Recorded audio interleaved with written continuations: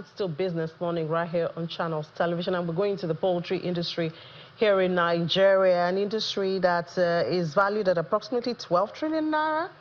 That's about $8 billion US, provides jobs for over 20 million people, contributes 25% to agricultural GDP. But things were supposed to be getting better, but it seems not to be getting better for everyone in the value chain. So there was a summit by PAN, Poultry Association of Nigeria. They held that summit in Abeokuta, the capital of Ogun State. They had farmers there, those who deal in different value chain, different levels of it.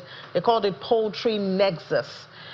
Discussed their issues that have been affecting them, and they helped the farmers to the throat, among other people. Well, I will not say more because we have one who was a part of it, part of the organizing committee of that poultry summit, the vice chairman of Poultry Association of Nigeria, Ogun State, Mr. Ahmed Ali, right here in the studio. Mr. Ali, good morning and welcome to the program. Thank you very much.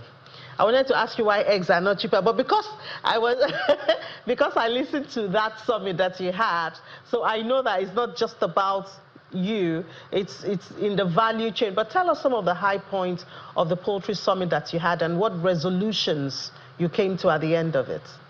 Okay, Poultry Nexus was actually a platform for stakeholders in the poultry industry to come together.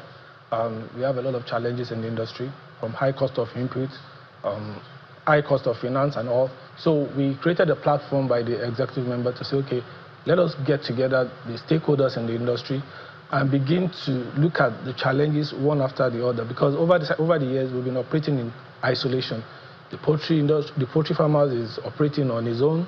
The input sellers, they are operating on their own. So we're like, okay. Farmers also, as they're those in the hatchlings, you know the difference? Yes, the hatchery operators, they have their own space.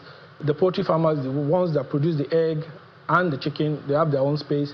The input sellers, they have their own space. So it's like everybody operating in isolation. So we're like, okay, let's come together so that we can begin to appreciate what challenges that we have and then look at the way forward. And that's why we started Poultry Nexus. The meeting edition was last week, just for us to look at the challenge. And we invited the hatchery operators. And by and large, we were able to come up with resolutions, which the hatchery operators too, they had their own problems. Why we had to invite the hatchery operators because the price of DO chicks was very high. As of December last year, the DO chick for broilers was at 500 naira. Today is 1,700 naira. That is very high. For the egg-laying chicken, which is we call pullet, as at today, the price is about between 2,000 to 2,200 naira. And that price has been on for a very long time, and simply because the production of those of the pullets has dropped. So we have high cost of DO chicks. So we invited the hatchery operators, and they were able to highlight their own challenges. And from there, we were able to come up with a solution. And that solution is that farmers will have to plan. Because 2023, there was a drop in production of the parent stock. The parent stock are the chickens that will lay the eggs that will produce the chicken that will take to the market. So there was a sharp drop in parent stock production, so thereby reducing the actual production.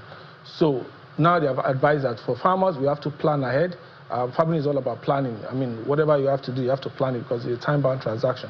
So they have advised that we plan ahead. And also, maybe we have to come at an association because you have everybody going to the hatchery to book their DO chicks. I mean, individual farmers go individually to the hatchery to get their DO chicks. So now we've been advised that we should come in as an association so that when we book, they recognize that these guys are coming from the association, and then from there they can give us some kind of concession and privilege. Yeah, that's it. But how do you deal with that when you also have competition? The competition in the poultry industry is not what's the thing, because it's like a closed sector. We're all producing the same product, but the product is in high demand in the market. So we're not even meeting the demand in the first place. Talk of competition, I mean, you talk of a competition whereby you have more than enough and I have more than enough, and then we are struggling to sell in the market. But we have a situation whereby what we are producing is not even enough for the market. So really and truly, there's really no competition like that. So when Nigerians are asking why the price of eggs and chicken have not reduced, in spite of the reduction in the price of maize and other grains and inputs for feed meal? What do you answer them to make them understand what's going on? Thank you very much for that question. And I think we need to break it down so that we understand.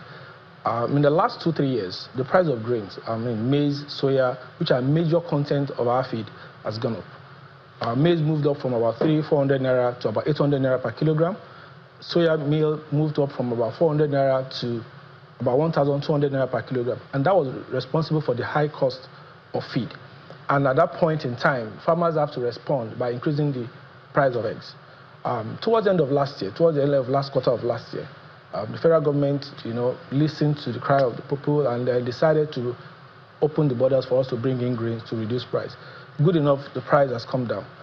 But the feed millers, which are the people that are producing the feed that will give the birds, have refused to bring down the price of grains. And which is one of the reasons why government has good intention to bring in maize to solve the problem of bringing down price of food. But the people that are producing the feed, which we don't understand why the price of feed has not come down up until now, the price of feed is still very high. Before the importation of grains, a bag of feed for the layer birds was about 15,000-17,000 naira, a bag of 25 kg. For the broilers, which is the chicken meat, the price of bag was about between 20,000 and 22,000 naira. And now the price of grain maize dropped from 800 to about 300 naira today. The price of soya dropped from 1,200 to 500 naira today. And the price of feed, the price of finished feed still remains the same. And so with that high price of feed, which consists about 65 to 70% of the input of the farmer, it actually determines the price of the egg. It actually determines the price of the chicken. And that's why the price is still high today. Because whatever high cost of input that the farmer has to pay for, they have to be transferred to the consumer. So the big question we need to ask ourselves today is why is the price of finished feed still high, despite the sharp drop in price of grains? Well, you're in the same value chain. Don't you have conversations? It's easier for you to talk to them than for the consumers. Well, that's why we have Poultry nexus. The feed mill operation or feed mill producers, they have their own association, which is FIPAN, Feed Mill Producers Association of Nigeria.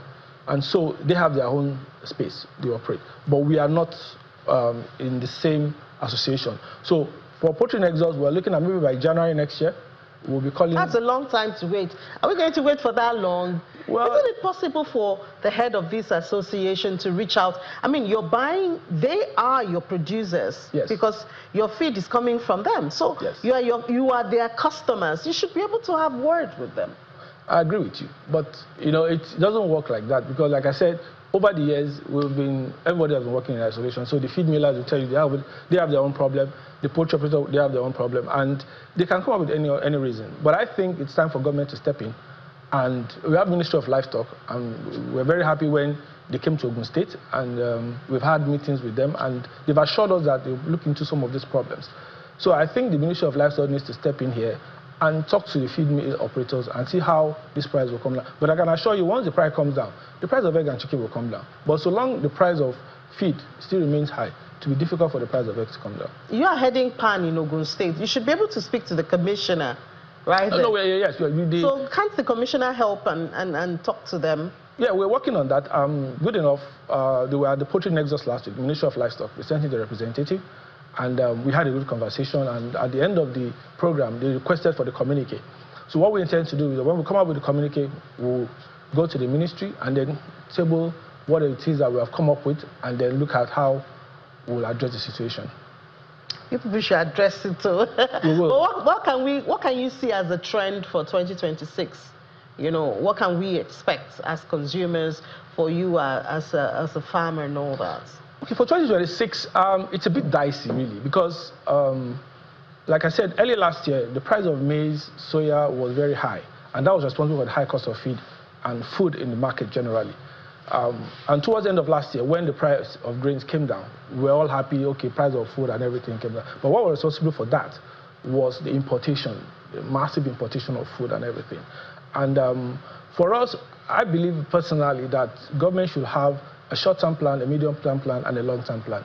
Now, the short-term plan is for us to bring in those grains for the price to come down.